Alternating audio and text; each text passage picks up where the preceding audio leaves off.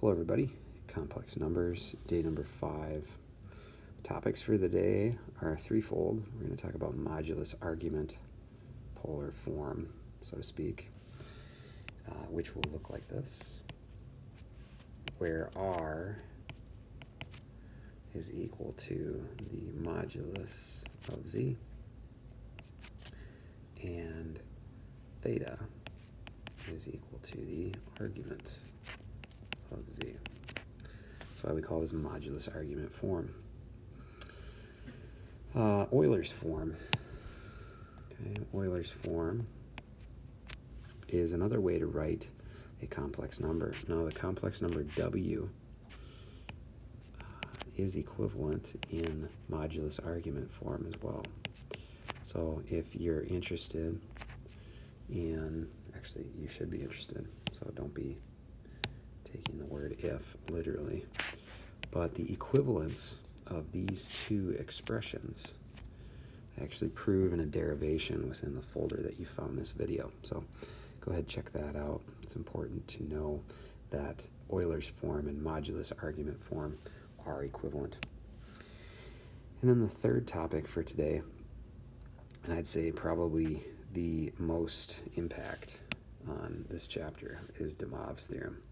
And what DeMobs Theorem does is there's three properties. These first two properties are kind of the people's properties.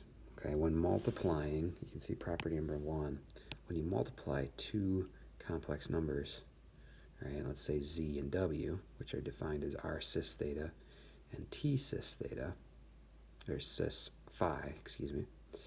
What we do when we multiply is, instead of expanding these out or writing them in Cartesian form and doing all the algebra, what we do is we just multiply, right? We multiply the moduli and we add the angles or the arguments. With division, we divide the moduli and we subtract the arguments. Now, it's interesting, when you think multiplication is equivalent to addition of some angle, that might make you recall powers or properties of exponents. And go figure that Euler's form is related, since it's an exponential relationship. Okay, and our third property, and actually DeMobs Theorem is built almost entirely off of this. Okay, the other parts 1 and 2 are just kind of side little corollaries there. But this is the big one. If I were to take a complex number to a power, right? So let's say Z, is A plus BI. If I can write it in modulus argument form, Z to the nth power is equivalent to R to the nth times cis and theta. So whatever the power is, I multiply it by my angle. And whatever the power is, I take my modulus to that power as well. We're actually going to do the official derivation of this in our math induction lesson coming in a few days. So stay tuned. Okay, these two properties right here, property 1 and property 2, I also have a derivation of those within the folder where you found this video. So go ahead and check out these two videos where I derive these properties. Okay, let's go ahead and jump into it. Okay, so I want to talk just a little bit about modulus argument form first, and I want to draw a complex number in Cartesian form. Let's write this as Z equals A plus BI. Now what we recall is that I drew a nice little right triangle here. I could draw the modulus of Z right here. Okay, now imagine in this rectangular world. Cartesian form is a rectangular format, right? It's movement to the right, A units, up, B units, of course. So this is the real component of Z, and the vertical movement is the imaginary component of Z. But how could I get there in a different way? Well, I could extend out, let's call this the modulus of Z, in length, and then I can rotate to get to the same point. And that's where we get modulus argument form. Okay, we typically call the modulus of z r. And so when I have this triangle, right, where this is theta and this is r, we can see that the cosine of theta, right, is equal to a over r. Right, I had a and I had b here. Okay, thus z is equal to a plus bi. So that means that a equals r cosine theta. Okay, and the sine of theta is equal to b over r. Thus b is equal to r sine theta. Okay, now where am I going with this? Well, let me show you. So if I can replace a, I'm going to go yellow, a with r cosine theta, and b with r sine theta, then a plus bi is actually equal to, I'm going to factor out an r and put cosine theta plus I sine theta. And that is where modulus argument form comes from, right? Any complex number can be written as r cis and then the angle. Now, where does cis come from? C for cosine, I for I, S for sine. That's where cis comes from. So modulus argument form is equivalent in its, at least its terminating location, as Cartesian form is. We just get there in a different way. Cartesian, right and up. Modulus argument, extension, rotation. Now Euler's form for now, you're just going to have to trust me that that is equivalent, right? re to the I theta is equivalent to r cis theta. And I do the proof, like I said in the video, that's buried within this same folder. Okay, so let's use our knowledge of unit circle friendly values to convert each of the following Cartesian coordinates for these complex numbers into both modulus argument and Euler's forms. Okay, so first thing I'm going to do is I'm going to plot each of these. So here we go. I'm going to go quadrant 4, and I'm going to plot z right here. Okay, I'm going to create myself a triangle where I go right 3 units, down 3 units. Okay, so what we need to do is we need to identify the modulus and the argument. All right, so as I look at this, I'll notice that the real component is square root of 3 times larger than the imaginary component. Okay, so what that should make you think of is a similar triangle that would look like this. Okay, so of course that would be a unit circle friendly triangle where this angle here is negative pi over 6. Now, since these two are similar triangles, basically, well, obviously not to scale, then z would be equivalent to whatever our modulus is, which I'll find here in a moment, times cis negative pi over 6. Okay, so what is our modulus in this triangle on the left? Well, if you use Pythagorean theorem, you'll see that that's 2. Now, how does this triangle here relate to said triangle over here? Well, if I multiply all sides of the triangle on the left by square root of 3, I get the triangle on the right. Therefore, my modulus by similar triangles would be 2 root 3. Thus, z is equal to 2 root 3 cis negative pi over 6. Now when it comes to Euler's form, it's as simple as a conversion in the form itself. So that'll be 2 root 3 e to the negative I pi over 6. Okay, we'll see more applications with the Euler's form later on. Okay, let's look at the second example. We've got a complex number w. Okay, and it looks like we're going to be in quadrant 3 of the complex plane. We're going to go to the left 5 and down 5. All right, so what that tells me, you guys, is that I'm dealing with some form of pi over 4. Okay, so at this terminal location, here's w, which of course is negative 5 minus 5i. When we talk about the argument, we want for our angle to be somewhere between negative pi and pi. Thus, I don't want this green angle here. That would be greater than pi. Therefore, I've got to find that blue angle there. That will be my argument. My modulus, clearly, using Pythagorean theorem, will be 5 root 2. Therefore, w will equal 5 root 2 cis, and our argument will be negative 3 pi over 4.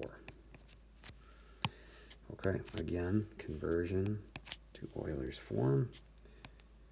W will equal 5 root 2 cis negative, not cis, e to the negative I pi over 4. Okay, there you are. Let's continue with complex number m. Well, m is negative 8i, which is a quadrantal, meaning that there's no, there's a missing component. In this case, the missing component is the real component. Therefore, here is our point, negative 8i. Well, it doesn't form a triangle, thus our argument will be a form of pi over 2, which in this case will be negative pi over 2. And our modulus is 8. So your modulus, when you write a complex number, will always be positive. Now, IB might reference a negative modulus. However, I'll show you why they would do that. Okay, so m will equal 8 cis negative pi over 2. Now, how could I write this with a negative modulus?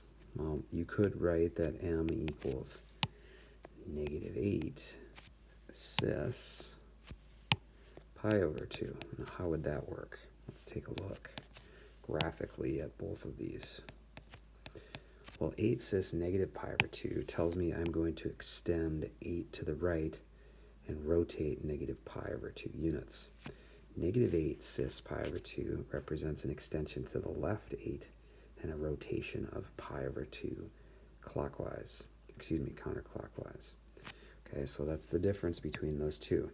Neither of those two are wrong unless they tell you to give the modulus, right, in a positive form.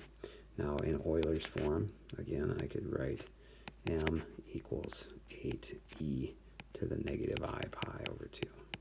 Those are equivalent. Okay, let's look at n. n will be in quadrant 2 on the complex plane, negative 2 root 3. As you get good at seeing the unit circle show up in some of these, it'll be much easier. Okay, I'm going to get a modulus of 4 and an argument of, I believe that will be 5 pi over 6. Okay, so using similar triangles and the unit circle itself, I can say that n is equal to 4 cis 5 pi over 6.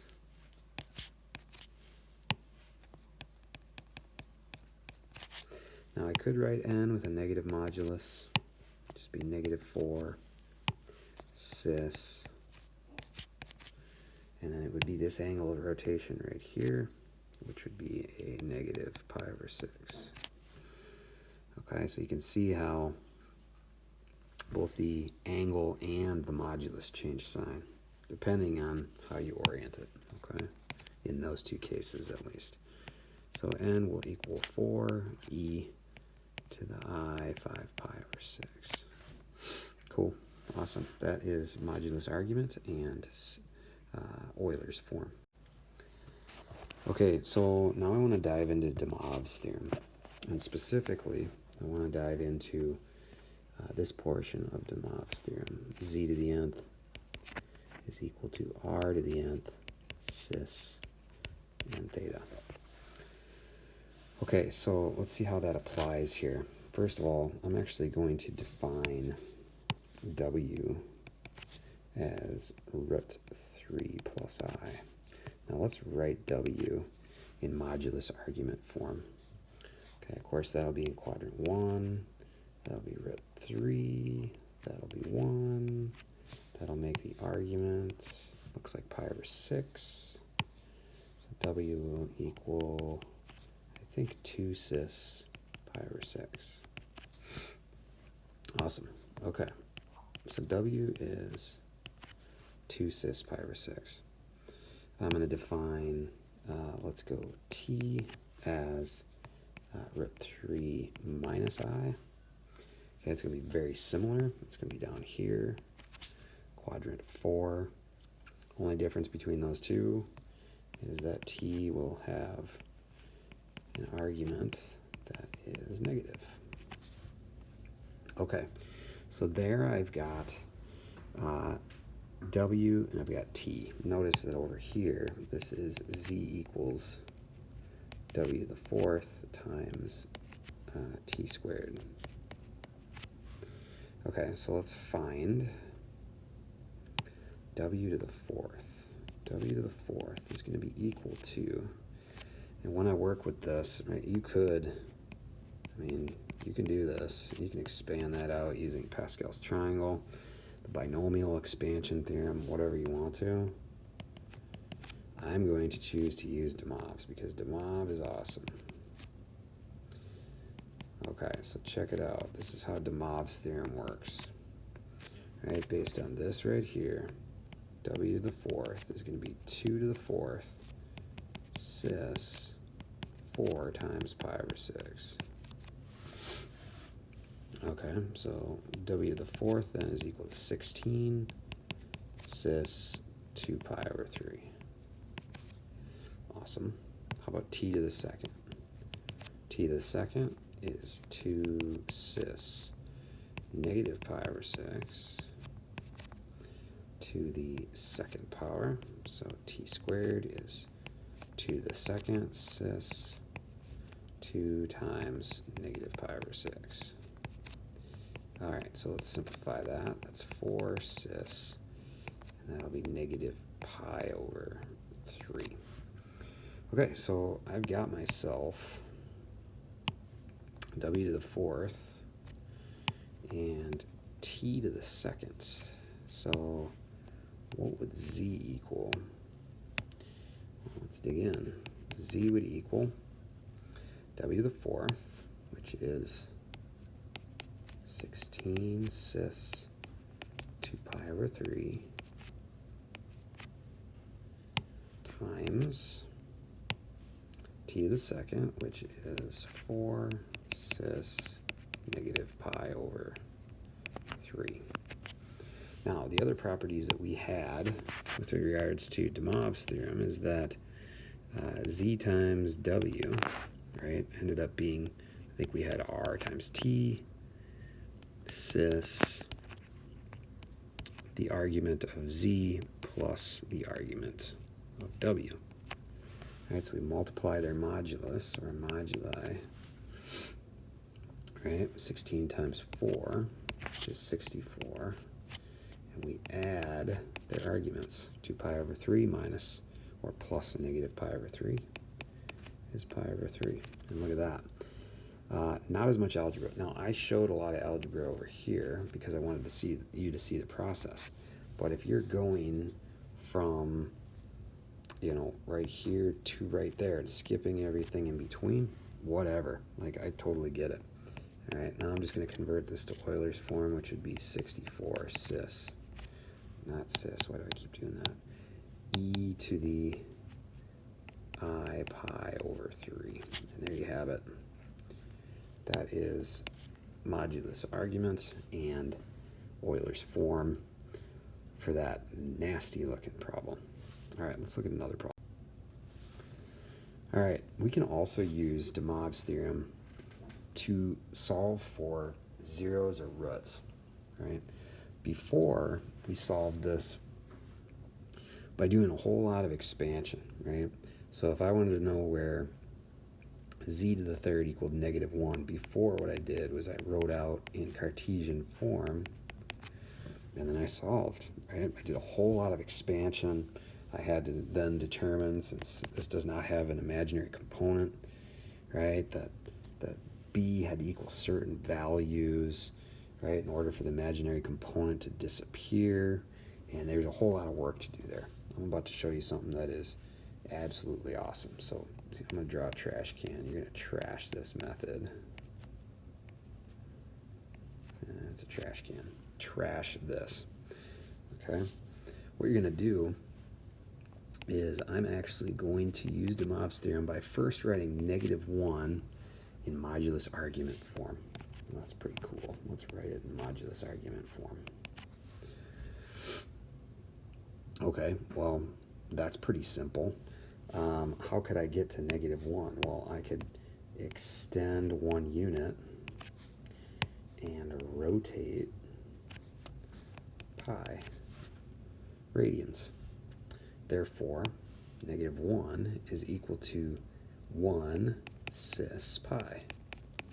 However,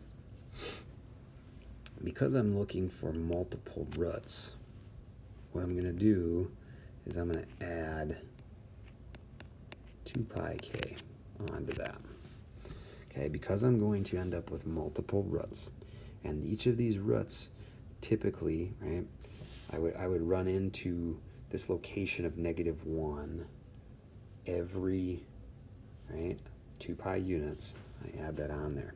Therefore, what I'm going to do is I'm going to produce this generating equation. It's going to generate the roots of, in this case, z cubed equal to -3 or -1.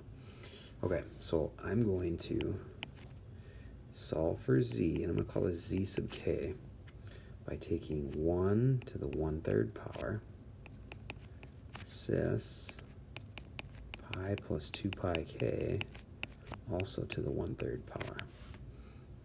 Okay, and I'm going to use DeMobs theorem, which says z to the nth is equal to r to the nth cis n theta. So the 1/3 power, what do I do with it? Well, I distribute it to both the modulus and to the argument. Now it goes to the modulus as a power, but it goes to the argument as a product. Of course, 1 to the 1/3 power is not going to change anything. But what I get is pi over 3 plus 2 pi k over 3.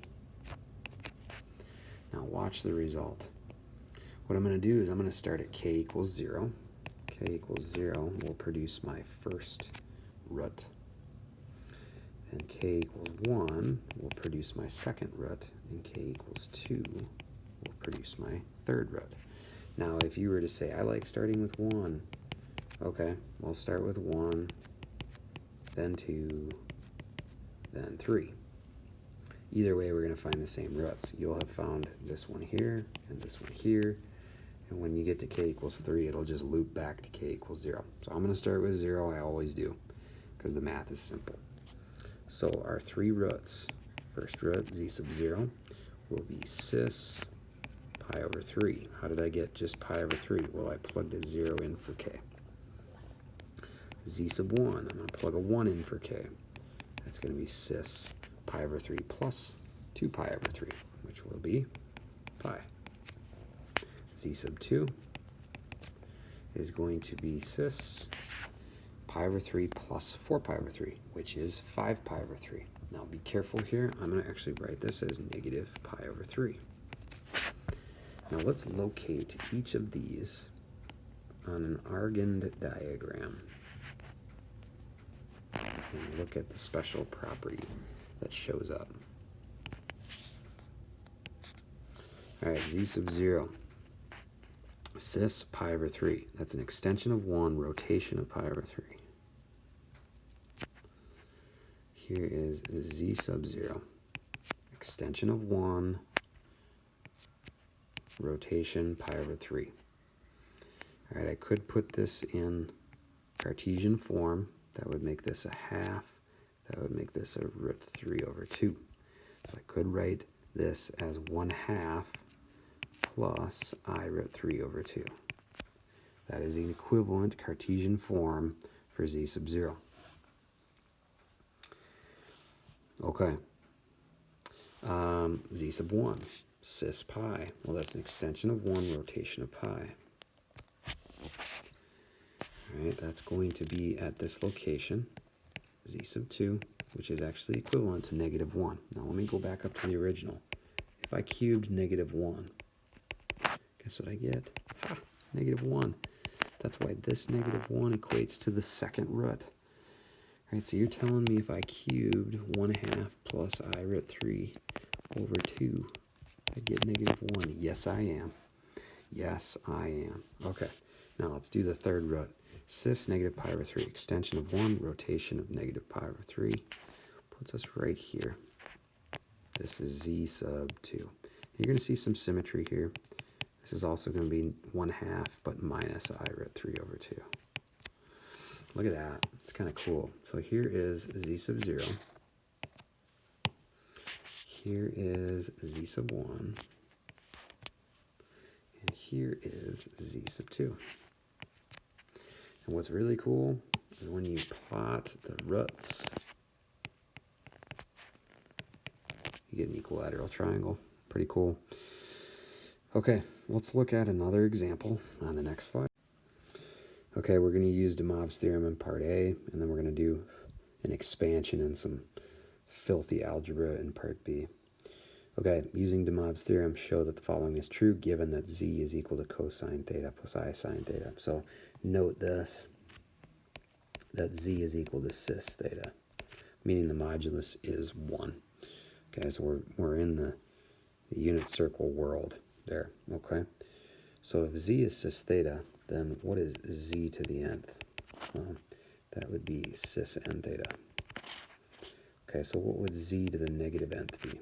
Well, that would be cis negative n theta. Now I'm going to do a quick expansion on this. This will be cosine n theta plus I sine n theta. I'm going to put parentheses around those just to keep that clear. All right, this will be cosine negative n theta plus I sine negative n theta. So how in the world am I going to get here? Okay, well, let's rewrite this. This is cosine n theta plus I sine n theta. That's z to the nth. Z to the negative nth is cosine of negative n theta plus I sine negative n theta. Kind of cool. Okay, now, in order to kind of get things to work out here, what you'll notice is we're trying to show that this is 2 cosine n theta. Well, what that means is I want these two to reduce. What you might remember, maybe, is that sine is an odd function, which means that sine of negative n theta is equal to negative sine n theta. So due to the fact that sine is an odd function, I can take this negative and pull it out front. And what happens is these two reduce. Okay, for the exact same reason, except not. Right, what's an even function? Well, cosine is even. Therefore, cosine of negative n theta is equal to cosine of n theta. Thus, this is still just positive, right? Based on the fact that it's even, and therefore, when I add these two together, I get 2 cosine n theta. Quite the scenario. Okay, cool. Check that off. Let's look at part B. By expanding z plus z to the negative 1 to the 4th power, show that the following is true. Okay, let's not get ahead of ourselves and get intimidated by that expression below. Let's just expand z plus z to the negative 1st to the 4th. Okay, let's go for it. Z plus z to the negative 1st to the 4th. Okay, when I'm in the 4th row of Pascal's triangle, I see a 1, a 4, a 6, a 4, and a 1. Okay, so that'll be 1z to the 4th plus 4z to the 3rd, z to the negative 1st to the 1st, plus 6z squared, z to the negative 2. Plus 4z, z to the negative 3, plus 1, z to the 0, z to the negative 4th. So I'll just put z to the negative 4th. Okay, let's kind of clean that up just a little bit.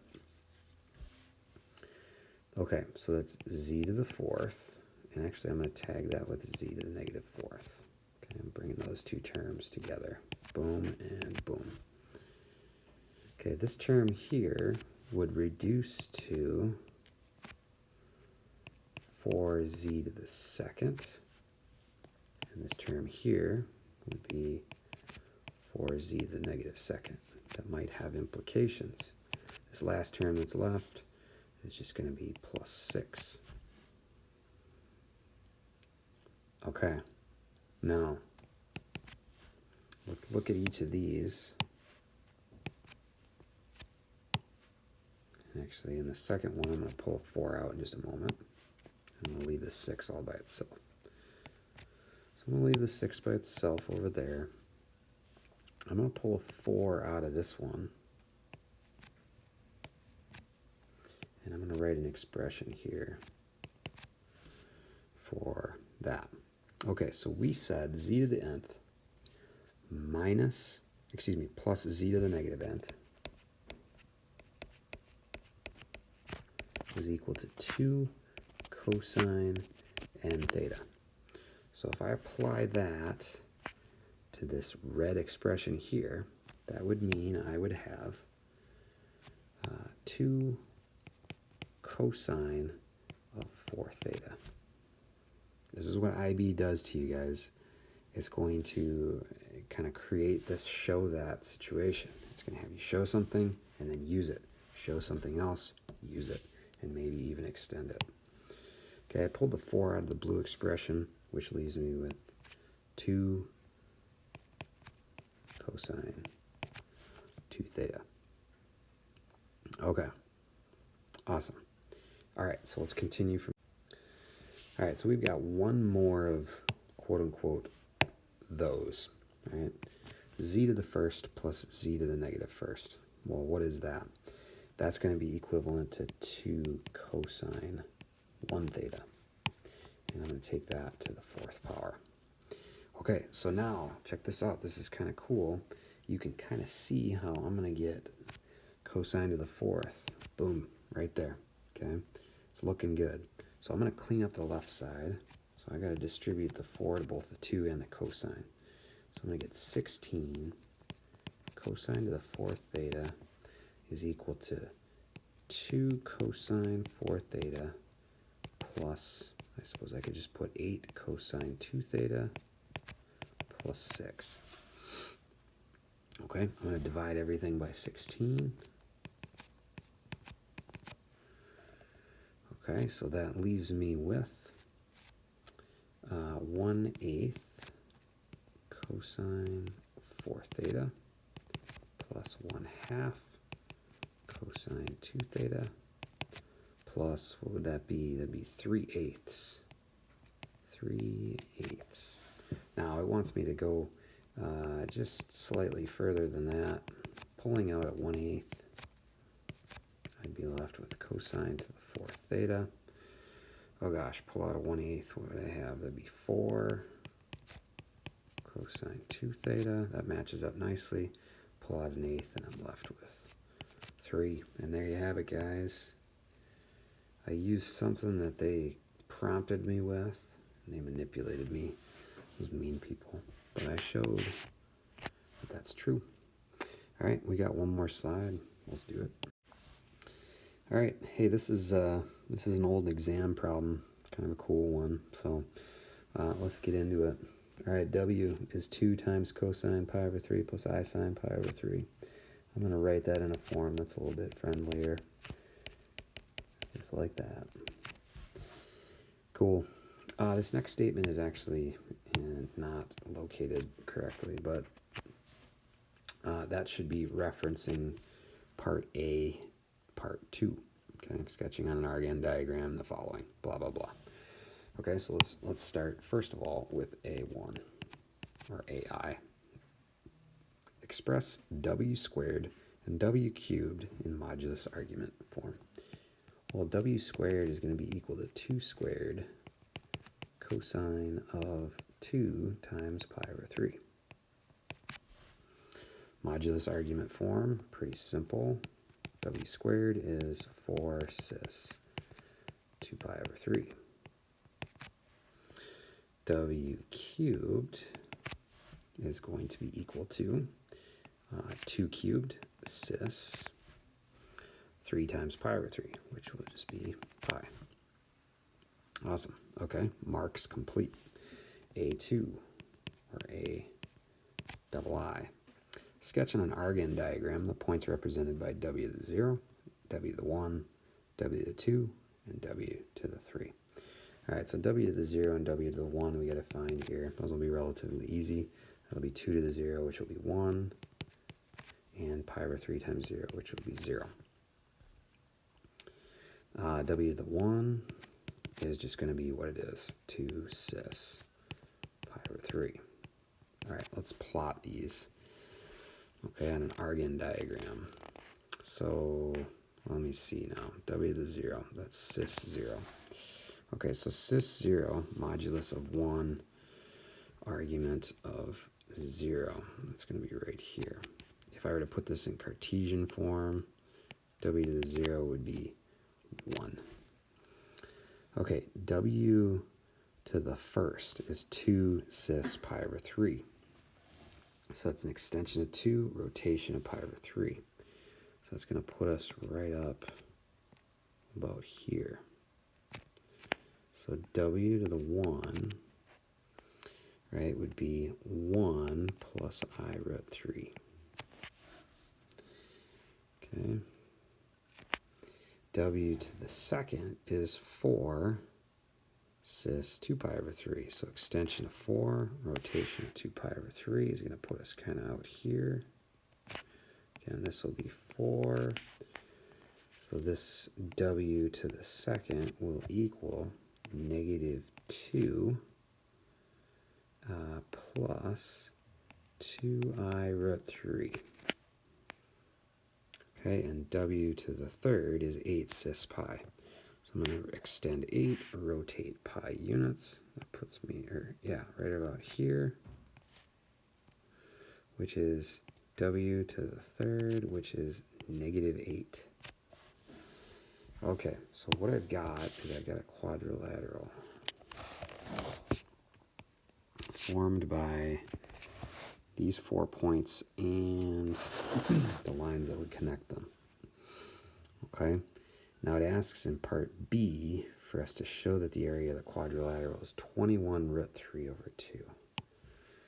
Okay, so part B. Now what I would do here is this is not a trapezoid. It's not a quadrilateral that can be easy to find the area of. So what I'm going to do is I'm going to separate it into 3 regions.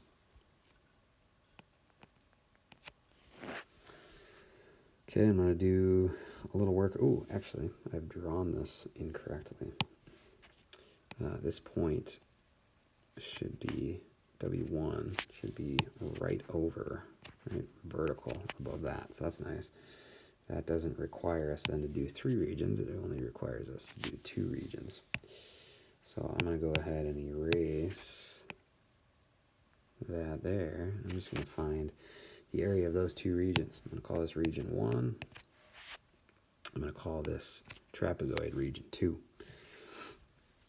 Okay, so I'm going to find the area of region 1. Area 1.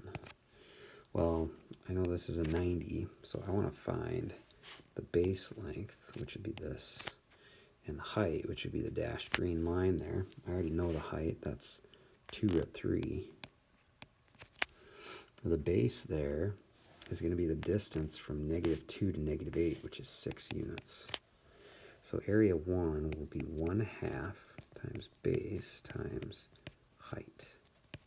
So it looks like that first area is going to be 6 root 3 units squared. Okay, so area 2 is going to be a trapezoid.